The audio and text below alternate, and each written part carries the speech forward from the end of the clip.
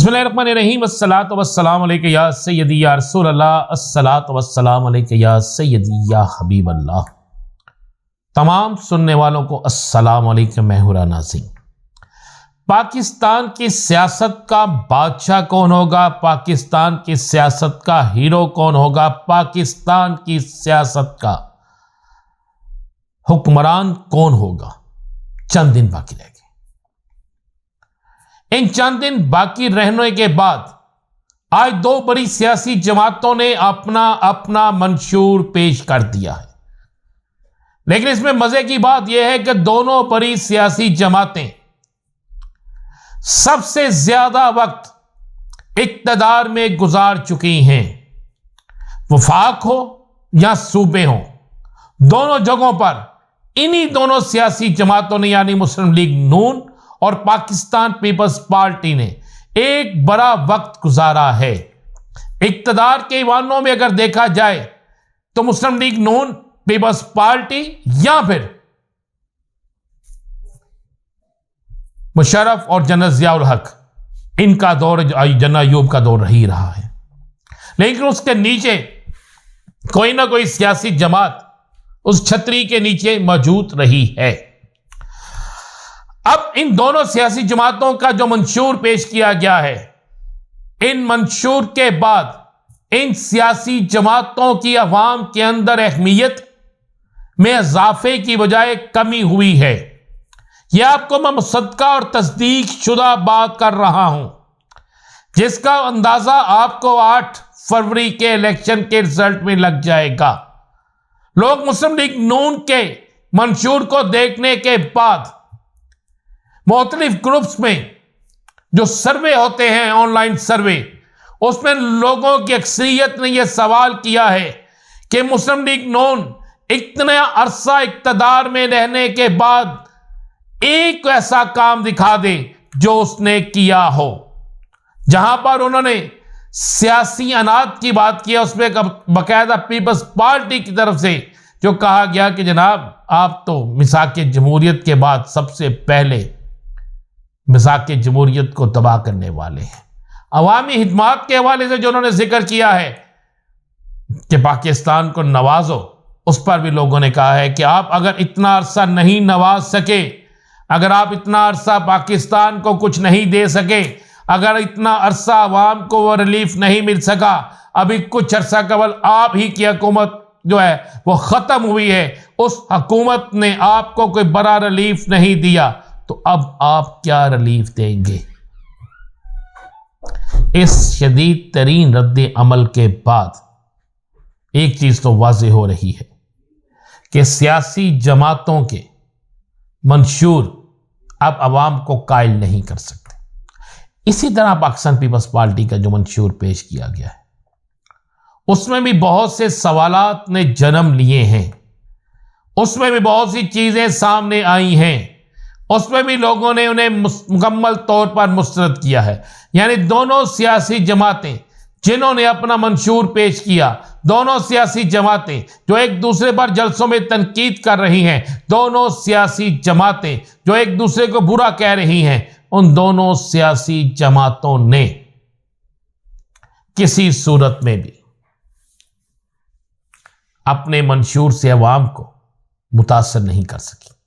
कि मैं आपको बिल्कुल वो बात कह रहा हूं जो आप अगर सोशल मीडिया पर मुख्तलिफ लोगों के सर्वेस में फौरी तौर पर जो सामने है उसमें देखें तो ये चीज़ बिल्कुल क्लियर है।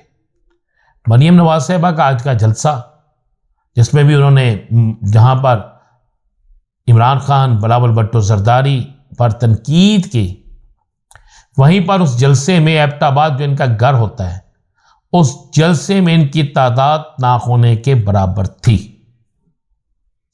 पीपल्स पार्टी ने जो हयाताबाद में जलसा किया, उसमें भी उनकी तादाद ना होने के बराबर थी, और उसमें भी सिर्फ मंशूर और चंद एक दूसरे के खिलाफ बातें, यही सब कुछ किया। तो आप अंदाजा लगा सकते हैं कि सियासी बाजी पलटने वाली है। सियासी बाजी पलटेगी 8 तारीख को, 8 तारीख का इलेक्शन किसका होगा, इलेक्शन कौन जीतेगा, इलेक्शन जीतने के लिए किसको क्या करना पड़ेगा, इलेक्शन जीतने के लिए अवाम किस तरह बाहर निकलेगी, किस तरह अवामी वोट सामने आएंगे, ये सारी चीजें बिल्कुल क्लियर हैं। लेकिन मैं आपको यह खबर दे देता हूं कि ये दोनों सियासी जमातें जो हैं, मुस्लिम लीग नून इक़्तिदार की जमात नजर नहीं आ रही। अब तक के सीनियर तरीन लोगों से मेरी होने वाली गुफ्तगू, मेरे ज़राए से मिलने वाली खबरें, मुस्लिम लीग नून जो है वो वफाक और सूबे दोनों जगहों पर मुझे नजर नहीं आ रही।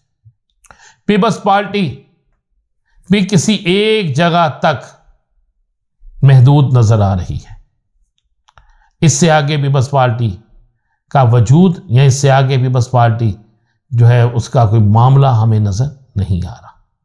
ये मैं वो बात कह रहा हूं आपको जो बिल्कुल हकीकत पर मबनी है, और आपको ये रिजल्ट 6 फरवरी को नजर आना और 8 फरवरी को सामने आना शुरू हो जाएगा। नून लीग के 2 जलसे, एक जलसा लियाकत बाग रावलपिंडी में और एक जलसा जो है वो एबटाबाद में हुआ। अब देखना यह है कि जलसे तो बहुत हो रहे हैं, नून लीग अचानक से अपनी कैंपेन भी चला रही है, पीपल्स पार्टी भी कैंपेन चला रही है, आज़ाद उम्मीदवार भी अपनी कैंपेन अब शुरू कर रहे हैं। कल का दिन आज़ाद उम्मीदवारों के लिए एक इम्तिहान का दिन होगा।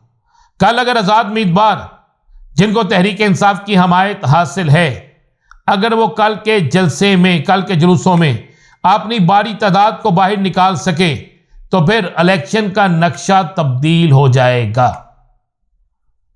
और अगर कल कोई नाकाम हुए तो फिर शायद इलेक्शन का बिल्कुल नक्शा किसी और तरफ चला जाए। एक चीज तो बड़ी क्लियर और वाज़ेह हो चुकी है, और क्लियर और वाज़ेह जो चीज हो चुकी है उसके मुताबिक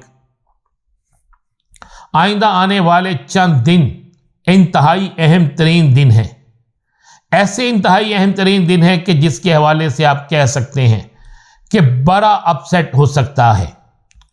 पाकिस्तान पीपल्स पार्टी हो, तहरीक इंसाफ के आज़ाद नामजद उम्मीदवार हो, मुस्लिम लीग नून हो या कोई और सियासी जमात हो, कुछ ना कुछ होने जा रहा है।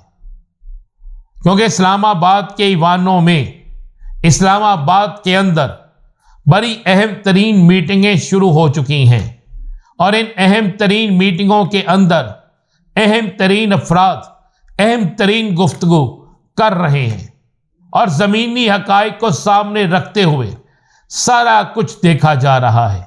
सुनने में आया है कि मियां नवाज शरीफ के मंशूर के इन अल्फाज के बाद कि 2024 नहीं 2025 में 10% महंगाई में कमी होगी, इस पर इतनी शदीद तनकीद और रद्द-ए-अमल है, यानी 2024 तो क्या बिल्कुल लोग महंगाई में मरते रहेंगे, या जिसके बाद इनके लिए हालात बुरे हो रहे हैं।